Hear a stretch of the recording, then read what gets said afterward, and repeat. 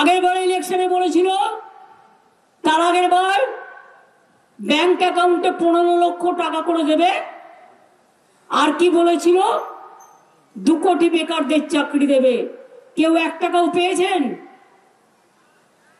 15 লক্ষ টাকা কেউ পেয়েছেন?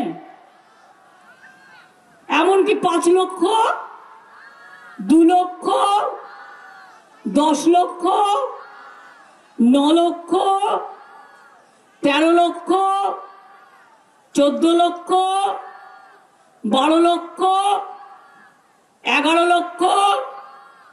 এবারেও এসে মিথ্যে কথা বলছে।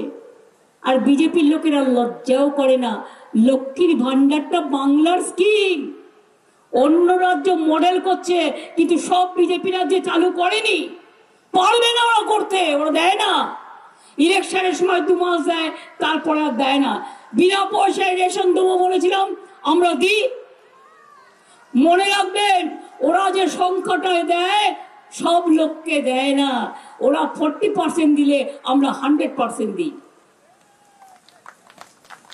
বাংলার বাড়ি প্রকল্প, নামটা প্রধানমন্ত্রী আবাস যোজনা, আর তার 50% টাকা আমাদের দিতে হয়। 40% টাকা আমরা দিই, আর জায়গাটাও আমরা দিই।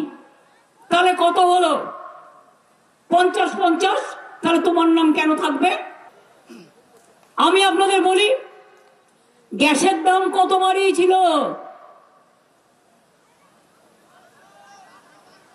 1200 টাকার গ্যাসে, ওহে নন্দলাল, 1200 টাকার গ্যাসে চলছে, ফুটছে বিনা পয়সার চাল।